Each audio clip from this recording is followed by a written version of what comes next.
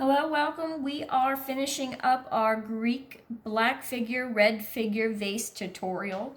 In the previous videos, I showed you how to create a symmetrical vase, add Greek designs, and create an image for the center of your vase. For the last step, we are going to be adding color to the background. Now, if you are creating a black figure painting like I did, that means all of the designs within your vase are black, and we are going to be painting the background red. If you did a red figure vase painting or style design, then these images would be red, and you will paint your background black. So what I'm going to be doing is using watercolor paints to paint the background.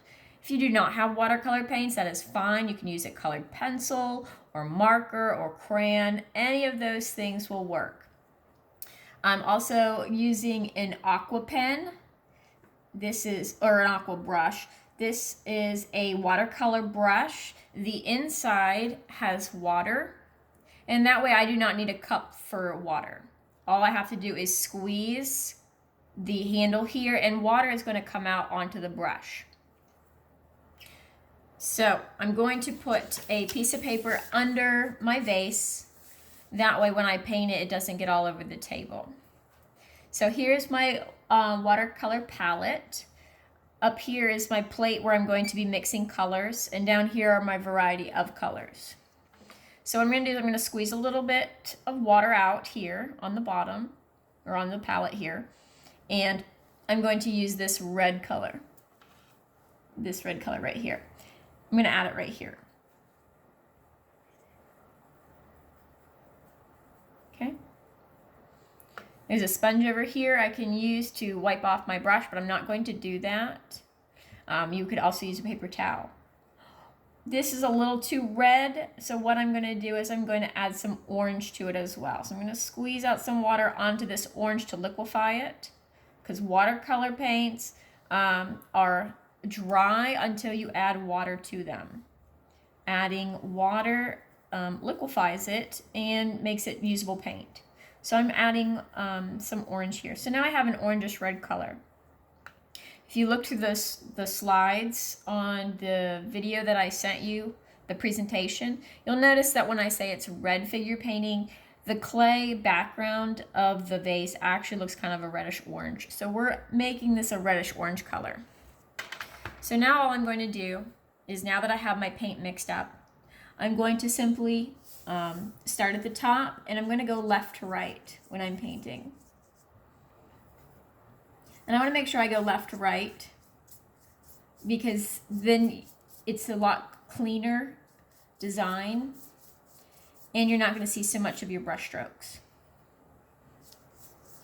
You want to make sure that your paint is very watery.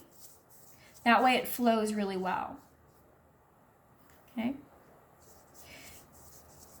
You'll notice that I am able just to go over my black image that I made with my Sharpie marker. If you did a black or a red figure painting and you're designing the background black, you will not be able to do that with your black watercolor. However, if you do the design in a crayon, if you make this crayon in a red design, you will be able to go over it with the black watercolor, because the crayon is a wax resist.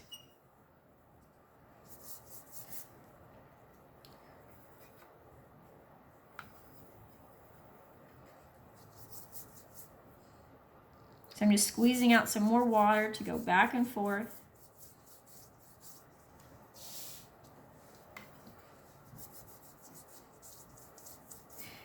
And notice I'm going all the way off the page, and you can see some paint that goes on the paper off to the side, and that's okay.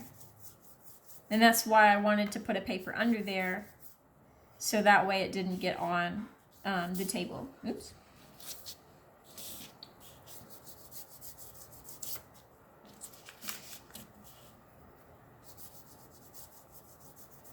So I'm just continuing this back and forth.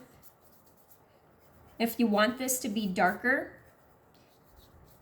then once you're done with one layer here, you'll go back up to the top and create another layer.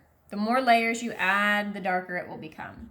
So if I want this to be darker in the helmet, I'm just going to add another layer in here.